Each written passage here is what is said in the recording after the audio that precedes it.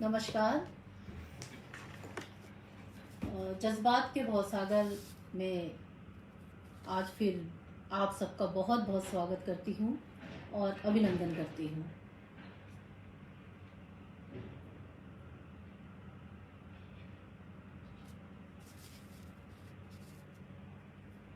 Season त्योहारों का था और सीजन शादी और शुभ कार्यों का था।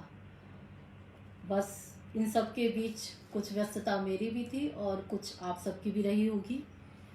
और इन्हीं व्यस्तताओं के कारण एक छोटा सा ब्रेक लगभग 1 महीने का मुझे भी लेना पड़ा था। आप सबसे दूर रहने का दुख तो बहुत था, लेकिन मजबूरी भी थी। अब मैं हाजिर हूँ उस एक छोटे से ब्रेक को ख़त्म करते हुए आप सबके सामने अपनी एक कहानी लेकर के। कहानी का नाम है स्टूडेंट्स। त्योहारों और शादियों के सीजन के साथ ही साथ एक नया सीजन शुरू हुआ है स्कूल और कॉलेज का। स्कूल्स खुलने लगे हैं, कॉलेजेस खुलने लगे हैं। पेरेंट्स भी बहुत उत्साही हैं और बच्चे भी बहुत उत्साहित हैं। कहीं बच्चे अपना बैग पैक कर रहे हैं, कहीं पेरेंट्स उनका सूटकेस पैक कर रहे हैं उन्हें हॉस्टल और पीजी में भेजने के लिए। पीजी खोजना और पीजी में बच्चों का रहना आज एक ज़रूरत बन गई है। और समय के हिसाब से पीजी बड़े बड़े शहरों में बहुत आसानी से उपलब्ध हो रहा है। बच्चे जाते हैं, पढ़ते हैं और उन्हें सारी सुविधाएं वहाँ मिलती हैं, बहुत आराम से रहते हैं। कुछ समय पहले ये एक समस्या हुआ करती थी, जब इतना ज़्यादा प्रचलन बाहर निकल के पढ़ने का नहीं था, तो बच्चों के लिए एक समस्या होती थी घर से बाहर जा कर के पढ़ना।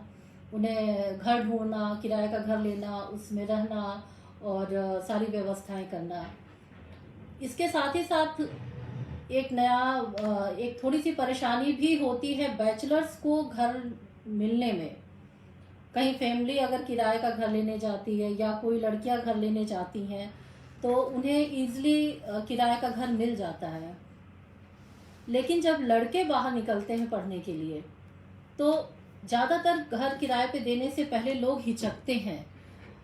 ज़्यादातर लोगों की डिमांड होती है कि फैमिली हो तो हम घर आसानी से दे देंगे, या लड़कियां होती हैं तो उन्हें भी घर आसानी से मिल जाता है। लेकिन जब लड़के घर ढूंढते हैं रहने के लिए अकेले तो उन्हें बहुत परेशानी का सामना करना पड़ता है। मुझे याद है हम लोगों के यहाँ भी जब कभी कोई किराएदार आते थे तो मम्मी पापा सबसे पहले पूछते थे, आप सिंगल हो, मैरिड हो, क्या हो, फैमिली है कि नहीं है साथ में। और जब पता चलता था फैमिली नहीं है, सिंगल है, बैचलर हैं, तो फिर इग्नोर किया जाता था, उनको घर किराए पे नहीं दिया जाता था। तो आजकल के स्टूडेंट्स को तो मिलता है, लेकिन अगर कहीं पे बैचलर्स किराए का घर लेके रहते हैं, पढ़ रहे होते हैं या जॉब के लिए ही रह रहे होते हैं, तो वहाँ का वातावरण कुछ अलग होता है। और खास करके जब उसके आसपास कहीं लड़कियां होती हैं या लड़कियों वाला परिवार होता है, तो उसके जो उस घर के जो पेरेंट्स होते हैं वो कुछ ज़्यादा ही कॉन्शियस हुआ करते हैं। कुछ उनकी सोच अलग सी होती है, कुछ उनकी निगरानियां अलग सी होती हैं। तो कुछ इस तरह का माहौल मैंने देखा था और वो देख करके मैंने एक कहानी लिखी थी, जिस कहानी का शीर्षक था स्टूडेंट्स। मेरी यह कहानी पत्रिका में प्रकाशित हो चुकी है। और आज जब सीजन शुरू हुआ स्कूल्स और कॉलेजेस का, पेरेंट्स ने पीजी देखना शुरू कर दिया है अपने बच्चों को बाहर भेजने के लिए। उनमें से एक मैं भी हूँ जो अपने बच्चों के लिए पीजी देखना मैंने शुरू कर दिया है। तो ऐसे में मुझे इस कहानी की याद आई और मैंने सोचा कि आज जज्बात के भवसागर में मैं इस कहानी को पढ़ती हूँ और लोगों को रूबरू कराती हूँ उस परिस्थिति से जिसमें स्टूडेंट्स, बैचलर्स लड़के जब कहीं पहुँचते हैं, रहते हैं, तो किस तरह का माहौल आसपास के लोगों के समक्ष होता है। खास करके जब आसपास कोई लड़कियां होती हैं तो किस तरह का माहौल होता है। तो उम्मीद है आप सबको मेरी कहानी परिवेश के हिसाब से पसंद आएगी और अच्छी लगेगी। तो एक छोटे से ब्रेक के, लंबे से ब्रेक का, जो कि छोटा भी कर सकते हैं, लंबा भी कर सकते हैं, 1 महीने का था, उसके बाद आप सबके सामने आकर मुझे बहुत अच्छा लग रहा है अपनी कहानी पढ़ते हुए। तो मैं शुरू करती हूँ कहानी स्टूडेंट्स। शाम को ऑफिस से घर आया तो पत्नी का उतरा हुआ चेहरा देखकर कुछ न कुछ गड़बड़ होने का मुझे अंदेशा हो गया। मैं बिना कुछ पूछे चुपचाप बाथरूम में हाथ मुंह धोने चला गया और वापस आया तो नीरा चाय लेकर के बैठकर मेरा इंतजार कर रही थी। चाय के कप के साथ ही मैंने प्रश्नवाचक निगाह उसकी चेहरे पर टिका दिया। मेरा प्रश्न स्पष्ट था, क्लियर था। क्या हुआ? सामने वाले फ्लैट को रामवीर सहाय जी ने स्टूडेंट्स को किराए पर दे दिया है। नीरा ने के स्वर में झल्लाहट था और रोष बहुत तेजी से टपक रहा था। यह तो बहुत ही अच्छा हुआ। इतने महीने से फ्लैट खाली पड़ा हुआ था, अब चहल पहल रहेगी। वैसे भी जहाँ स्टूडेंट्स रहते हैं वहाँ 24 घंटे रौनक बनी रहती है। न दिन रात का पता चलता है और न रात का। एक सोता है तो दूसरा जगता है। पर तुम इतना परेशान क्यों हो रही हो? मैंने पूछा तो नीरा बिफर पड़ी। तुम आदमियों का दिमाग तो जैसे घुटने में रहता है। आजकल के लड़के पढ़ाई के नाम पर घरों से दूर रहकर क्या क्या गुल खिलाते हैं, क्या तुम्हें कुछ खबर नहीं है? माँ बाप सोचते हैं उनका बेटा दिन रात एक करके पढ़ाई में लगा होगा, जबकि लड़के उनके पैसों पर गुलछर्रे उड़ा रहे होते हैं। मुझे समझ में नहीं आ रहा नीरा, बच्चे किसी और के हैं, पैसे किसी और के हैं और परेशान तुम हो रही हो। आखिर वजह क्या है? साफ साफ बताओ। तुम्हारी तो जब तक साफ साफ न बताओ तब तक कोई बात समझ में ही नहीं आती। अपने घर में 3-3 जवान होती बेटियां हैं। हम दोनों पति पत्नी सुबह ही ऑफिस निकल जाते हैं और घर के ठीक सामने जवान होते लड़के आकर बस गए। चिंता न करूं तो क्या करूं? देखो नीरा, वे लड़के पराए हैं पर बेटियां तो अपनी हैं। उन्हें तो हमने अच्छे संस्कार दिए हैं। फिर उन लड़कों के बारे में बिना कुछ सोचे समझे गलत धारणा बना लेना भी ठीक नहीं है। अब तुम चिंता छोड़ो, जाओ अपना काम करो, कहकर मैं पेपर पढ़ने लग गया। देखो जी, जवान लड़के लड़कियां आग और फूस के समान होते हैं। आसपास रहेंगे तो कभी भी आग पकड़ने का डर बना रहता है। तुम या तो सहाय जी से कहो कि लड़कों के बजाय किसी परिवार वालों को अपना घर दे दे, या तुम ही नया घर देख लो।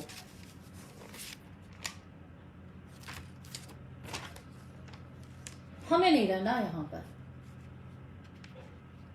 सोते वक्त भी नीरा घर बदलने पर ही विचार करने की हिदायत देती रही। मुझे आँख कान खुला रखने और लड़कों से को मुंह न लगाने को कहकर नीरा तो सो गई। पर मैं सोचने लगा कि क्या सचमुच बात इतनी चिंता करने लायक है जितनी नीरा कर रही है?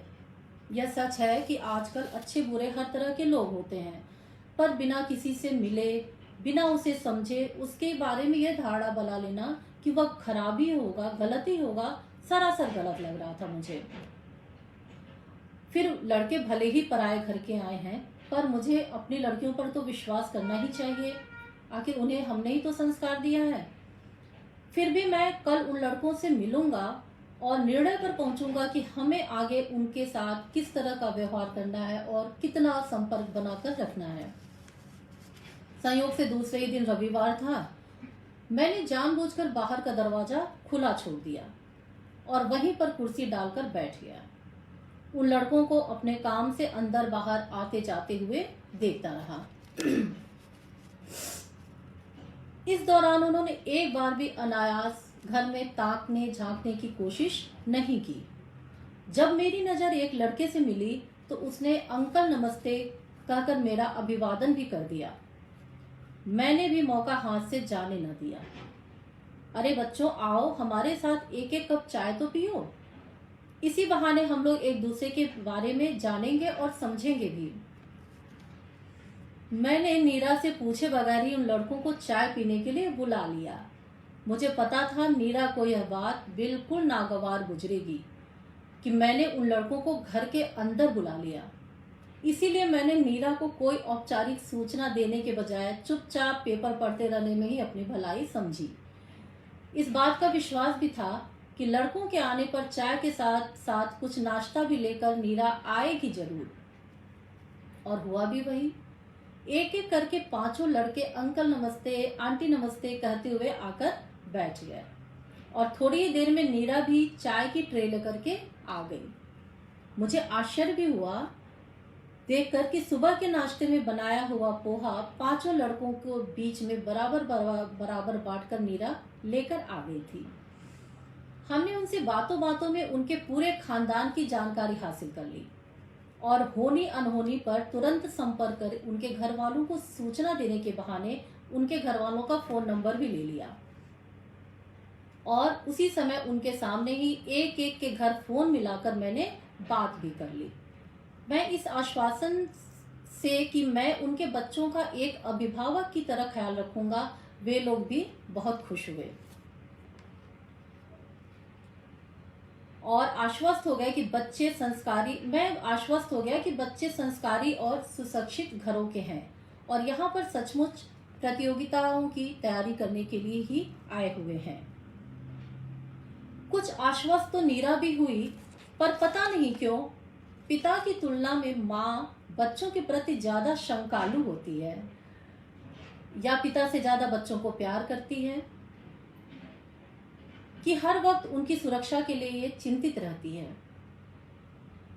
नीरा ने बेटियों पर कई तरह की बंदिशें लगा डाली, जैसे जोर जोर से ठहाके न लगाओ, अनायास बालकनी में न खड़ी हो, बाहर का सिर्फ जाली वाला दरवाजा ही खोलो, लकड़ी का दरवाजा हमेशा बंद रखो, आदि आदि। समय के साथ साथ सब कुछ सामान्य ढंग से चलता रहा। लड़के घर पर कम ही रहते, सारा दिन कोचिंग सेंटर में ही हुआ करते थे। घर आते तो सो जाते और फिर रात को जगकर पढ़ाई करते थे। हमारे जीवन में तथा हमारी दिनचर्या में उनके होने न होने का कोई खास फर्क नहीं पड़ रहा था। हाँ, कुछ तकनीकी बातों जैसे इंटरनेट, मोबाइल आदि की खास समस्याओं के लिए हम उन पर निर्भर होते चले गए और वे भी आम पड़ोसियों की तरह कभी कभार चाय पत्ती, चीनी, अदरक, आलू, टमाटर लेने देने के अलावा और कोई कुछ ज्यादा दखलंदाजी नहीं करते थे। कल को हमारा छोटा सा बेटा बड़ा होगा और वह भी कहीं पढ़ने या नौकरी करने बाहर जाएगा, तब कोई उसके साथ अच्छी तरह पेश आए, हम तो यही चाहेंगे ना। इसीलिए मैं उन लड़कों के साथ और भी अच्छी तरह से व्यवहार किया करता था। मेरे अलावा नीरा की भी शंका उन लड़कों के प्रति धीरे धीरे कम हो रही थी कि एक दिन रात के 2 बजे घर में कुछ हलचल सी सुनाई दी मुझे। मैं और नीरा घबराकर अपने कमरे से बाहर भागे। देखा तो हमारी बड़ी और छोटी बेटियां घबराई हुई सी खड़ी थी। बाहर का दरवाजा खुला था और सामने वाले फ्लैट में भी कुछ असामान्य सी हलचल दिख रही थी। क्या हुआ? तुम दोनों इतनी घबराई हुई क्यों हो? और स्नेहा और सौरभ कहाँ हैं? हम दोनों ने एक साथ ही सारे सवाल पूछ डाले। माँ, पापा, सौरभ तो सो रहा है पर स्नेहा घर में नहीं है। मैं अभी वॉशरूम जाने के लिए उठी तो देखा दरवाजा खुला है और स्नेहा घर में नहीं है। हमारे तो पैरों के तले से जमीन खिसक गई। दिखा ही दिया इन शरीफजादों ने अपना रंग। कहकर नीरा सोफे पर निढाल पड़ गई। मैं दौड़ता हुआ बाहर की ओर भागा। लड़कों के फ्लैट का दरवाजा भी खुला हुआ था। मैं अपने वश में नहीं रह गया था। चीखते हुए मैं उनके घर में घुस गया। 5 में से 3 लड़के सामने ही खड़े थे और वो भी काफी परेशान नजर आ रहे थे। विनय और राहुल कहाँ हैं? मैंने चीखते हुए पूछा। जी अंकल, वे अभी अभी गए हैं, बस आते ही होंगे। वे तीनों साथ ही साथ बोल पड़े। कहाँ लेकर गए हो वो मेरी बेटी को? मुझे जल्दी बताओ, वरना मैं तुम सबको पुलिस के हवाले कर दूंगा। मैं अपना आपा खोता जा रहा था। अंकल, वे स्नेहा को लेकर नहीं गए हैं, आपको गलतफहमी हो रही है। गलतफहमी हो रही है? अगर वे स्नेहा को लेकर नहीं गए हैं तो तुम्हें कैसे पता कि स्नेहा कहीं गई है? वो घर में नहीं है। हमने तो नहीं बताया तुम्हें कि स्नेहा घर में नहीं है। जिन लड़कों को मैं अपनी पत्नी की इच्छा के विरुद्ध जाकर मान सम्मान और स्नेह दे रहा था, उन्होंने आज मेरे मुंह पर ऐसी कालिक पोत दी। सोचकर मेरा आत्मनियंत्रण समाप्त हो गया और मैंने पास खड़ा बैट उठा लिया और उनके ऊपर बरसाना शुरू कर दिया। अचानक उन लड़कों के तेवर बदल गए। उन्होंने मेरे हाथ से बैट छीनकर फेंक दिया। अंकल, अभी तक हम आपके आदरवश चुप थे। आपके सम्मान की खातिर हमारा दोस्त अपनी जान की परवाह किए बिना ही इस समय यहाँ से गया हुआ है और आप उस पर ही शक कर रहे हैं, हमें ही दोषी ठहरा रहे हैं। आंटी ने हमेशा हमें शक की निगाह से देखा है, पर कभी अपनी बेटियों पर भी निगरानी रखी है आपने? अगर निगरानी रखी होती तो यह दिन नहीं आता। स्नेहा विनय या राहुल के साथ नहीं भागी है, बल्कि किसी और के साथ गई है। पर आप चिंता न करिए, विनय और राहुल उसे वापस लेने गए हैं और उसे वापस लेकर ही आएंगे। उनकी बात सुनकर मैं असमंजस में पड़ गया कि ये सच बोल रहे हैं या झूठ। पर तभी पीछे से नीरा दहाड़ी, इनकी झूठी बातों में मत आइए, ये सब इन सब की साजिश का एक हिस्सा है। ये हमें ऐसे उलझाकर तब तक रखना चाहते हैं जब तक वे दोनों स्नेहा को लेकर कहीं दूर न निकल जाएं। आप तुरंत पुलिस को फोन लगाइए, वरना हम कहीं मुंह दिखाने लायक नहीं रह जाएंगे। नीरा जोर जोर से रोए जा रही थी। प्लीज अंकल, आप हमारी बात पर यकीन कीजिए। पुलिस को बुला लेंगे तो बात सभी को पता चल जाएगी। स्नेहा तो बदनाम होगी ही होगी, आप सबका भी घर से बाहर निकलना मुश्किल हो जाएगा। आप बस थोड़ी देर हमारी बात पर यकीन कीजिए। अगर 10 मिनट तक वे स्नेहा को लेकर वापस नहीं आ जाते तो आपको जो भी दिल में आएगा आप करिएगा, पर अभी बस आप हमारी बात पर यकीन करिए कि राहुल और विनय स्नेहा को भगा कर नहीं ले गए हैं, बल्कि उसे किसी और के साथ इस समय जाता देख उसे वापस लेने के लिए उसके पीछे पीछे गए हैं। हालांकि मेरी सोचने समझने की शक्ति जवाब दे चुकी थी, फिर भी उन लड़कों के बात पर यकीन कर कुछ देर इंतजार कर लेने में ही मैंने अपनी भलाई समझी। पुलिस के आने से सिवाय बदनामी और बात के बतंगड़ बनने के अलावा और कुछ भी हासिल होना नहीं था। मैं घड़ी देखता रहा, चहलकदमी करता रहा। नीरा और बच्चे अंदर बाहर करते रहे। अंकल, आप सबको पता है कि हम सब रात को जगकर पढ़ाई करते हैं। पिछले कई दिनों से हम स्नेहा को अपनी बालकनी में धीरे धीरे फोन पर बात करते हुए देखते थे, पर हमने कभी ज्यादा ध्यान नहीं दिया। इधर 2-3 दिनों से 2 लड़कों को रात को बिल्डिंग के आसपास चक्कर लगाते देख हमें कुछ शक हो रहा था। हम आपसे बात करें या न करें और आप हमारी बातों का यकीन करेंगे या नहीं, हम सब आपस में विचार विमर्श कर ही रहे थे कि अचानक आज जब विनय चाय पीने के लिए बालकनी में निकला तो उसे नीचे 2 लड़कों के साथ एक लड़की दिखी। उसने ध्यान से देखा तो वह स्नेहा लगी। विनय चाय का कप अंदर रखकर तुरंत उनके पीछे भागा। जाते वक्त सिर्फ इतना ही बोला, शायद स्नेहा कहीं जा रही है, मैं उसे लेकर आता हूँ। उसे अकेला जाता देखकर राहुल भी उसके पीछे पीछे भाग लिया। चूंकि सब कुछ अस्पष्ट था, वह स्नेहा ही है या कोई और है यह भी पक्का नहीं था, इसलिए हम आपको जगाकर क्या बताएं या ना बताएं यह सोच ही रहे थे कि आप सब स्वयं ही जग गए। अंकल, आप लोगों ने इस अनजान शहर में हमें जितना स्नेह और संरक्षण दिया है, उसके बदले में हमें अपनी जान की बाजी लगाकर भी आप लोगों के सम्मान की रक्षा करनी पड़े तो कम है। हमें पता है कि स्नेहा का कोई बड़ा भाई नहीं है, ऐसे में बड़े भाई का कर्तव्य हमें ही तो निभाना है। उनकी बातें पूरी भी नहीं हुई थी कि राहुल और विनय वापस आ गए। उनके साथ साथ डरी सहमी सी स्नेहा भी खड़ी थी। विनय ने उसका हाथ जोर से पकड़ रखा था। अंकल, स्नेहा किसी सड़क छाप के साथ जा रही थी कहीं। मैंने आज इसे न जाने कितने चांटे मारे हैं, मुझे माफ कर दीजिएगा। मैं अपने पर नियंत्रण न रख सका। जो पिता अनजान अपरिचित बच्चों पर इतना प्यार न्यौछावर करता हो, उस पिता की बेटी ने उनके मुंह पर कालिख पोतने से पहले जरा भी ना सोचा। बस यही सोचकर मैं अपना आपा खो बैठा। आज मुझे अफसोस तो है बस इस बात का कि इसकी हरकतों पर शक होते ही मैंने एक बड़े भाई की भूमिका अदा करने में देर क्यों कर दी। अगर मैंने उसी वक्त इसे थप्पड़ मार दिया होता, इसे समझाया होता या रोका होता, तो आज यह इतनी बड़ी गलती करने की कदम न बढ़ाती और आप लोगों को शर्मिंदा न होना पड़ता। उन लड़कों को धन्यवाद शुक्रिया कहने के लिए हमारे पास न तो शब्द थे और न ही जबान। हम स्नेहा को सही सलामत लेकर अपने घर में आ गए। दिनचर्या धीरे धीरे फिर सामान्य होने लगी। सब कुछ पूर्ववत चलने लगा। बदलाव बस इतना आया कि नीरा अब उन लड़कों के बजाय अपनी बेटियों को शक की निगाह से देखने लगी। पहले उन लड़कों से सामना हो वह नहीं चाहती थी और अब उनका सामना कैसे करेगी यह सोच सोचकर परेशान होने लगी। बस छोटी सी थी मेरी ये कहानी स्टूडेंट्स, जो कि बहुत कॉमन सी बात है। हम हमेशा दूसरे के बच्चों को शक की निगाह से देखते हैं, खास करके बच्चे जब घर से बाहर रह के पेरेंट्स के बिना अकेले रहते हैं, पढ़ते हैं और कॉम्पिटिशन्स की तैयारी करते हैं, तो आसपास रहने वालों की निगाह उन्हें बड़े खुफिया तरीके से देखती है कि सचमुच ये पढ़ने ही आए हैं, पढ़ ही रहे हैं या पढ़ाई के बहाने समय पास कर रहे हैं।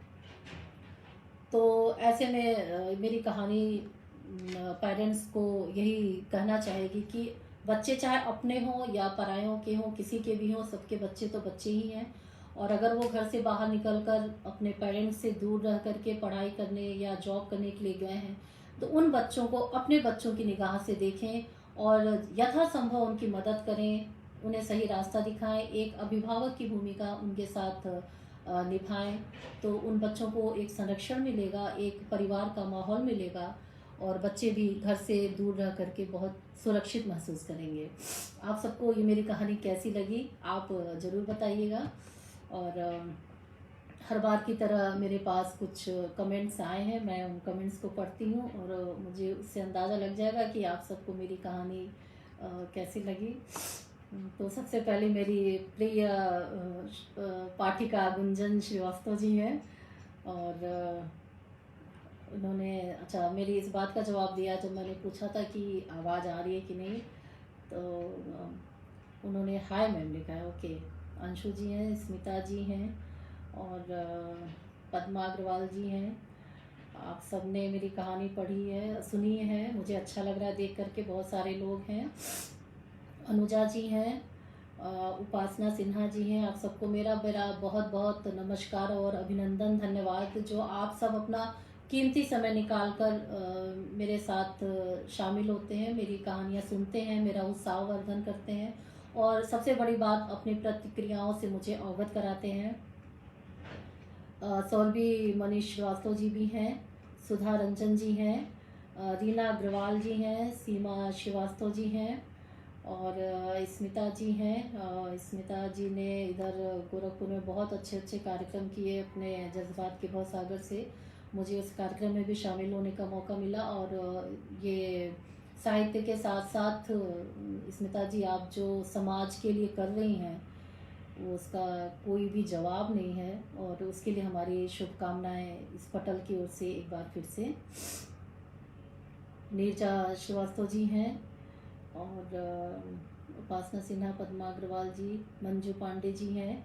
उनको कहानी अच्छी लगी है। गुंजन जी ने भी लिखा है, हर बार की तरह आपकी कहानी बहुत अच्छी है। स्मिता जी पूछ रही जुकाम हो गया। हाँ जी, हम जब गोरखपुर में मिले थे तब भी मुझे जुकाम भी था और फीवर भी था जब मैं उस दिन आपके प्रोग्राम में आई थी।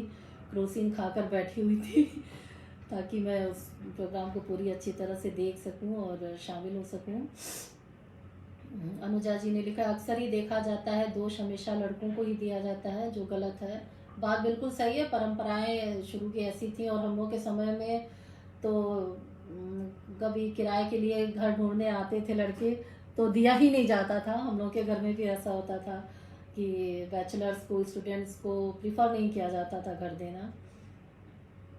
मैम आप मेरा नाम लेती हैं तो दिल को बहुत अच्छा लगता है, बहुत अपनापन लगता है। ठीक है गुंजन जी, अब आपका नाम हम हमेशा दिन में 10 बार 20 बार ले लिया करेंगे। ज्योति वर्मा जी हैं, बहुत बहुत धन्यवाद आपका। सीमा जी ने लिखा है, बहुत सही, हम भी यही सोचते हैं कि अक्सर हमारे बच्चे बाहर जाते हैं तो दूसरे के बच्चे हमारे बन जाते हैं। जी बिल्कुल, हमारे बच्चे बाहर जाते हैं वो दूसरों के बन जाते हैं। जहाँ प्यार मिलेगा वहाँ पे बच्चे अपने हों या पराए हों उनको संरक्षण चाहिए और हमें उन बच्चों का अपनापन चाहिए। तो खास करके जो स्टूडेंट्स बाहर जाते हैं उन्हें तो एक परिवार का वातावरण मिलना बहुत ज़रूरी होता है। वो आसपास के जो लोग हों उन्हें अवश्य उन बच्चों का ध्यान रखना चाहिए और उनके सही गलत से उनके पेरेंट्स को अवगत भी कराना चाहिए। ये बहुत आवश्यक है, क्योंकि हम पेरेंट्स तो दूर बैठे होते हैं, बच्चों के आसपास जो अभिभावक हैं वो उनके पेरेंट्स का रूप उनको ले लेना चाहिए। सुनीता श्रीवास्तव जी ने लिखा, यह कहानी वर्तमान सामाजिक परिस्थितियों के लिए एक संदेश है, साथ ही यह बताता है अपने बच्चों पर किस तरह नियंत्रण करें। आज भी समाज में मानवता है, जो मानवता बच्चों ने दिखाई है। कहानी बहुत ही भावनात्मक है। जी बहुत बहुत धन्यवाद सुनीता जी आपको। और इसके साथ ही मेरा आज का ये कार्यक्रम मुझे लगता है समाप्त हो रहा है, क्योंकि कहानी भी हो गई और हमारे दर्शकों और व्यूवर्स के व्यूज़ भी हो गए। तो अगली बार फिर शुक्रवार को 5 बजे मैं अपनी एक नई कहानी के साथ मिलूंगी। आप सबका बहुत बहुत इंतज़ार रहेगा मुझे। और अब मेरी इस मेरे कहानी के बारे में अपने व्यूज़ से आप प्लीज़ हमें फ़ोन से या पर्सनल मिल करके, जैसे भी हो, मेरी कमियां, मेरी कहानियों की कमियां, मेरे प्रसारण की कमियां जो भी हैं, अच्छाई या बुराई, आप मुझे अवगत कराते रहेंगे तो उम्मीद है धीरे धीरे इम्प्रूव होगा। मैं अपनी गलतियों को सुधारूंगी, कहानियों में भी और प्रसारण में भी।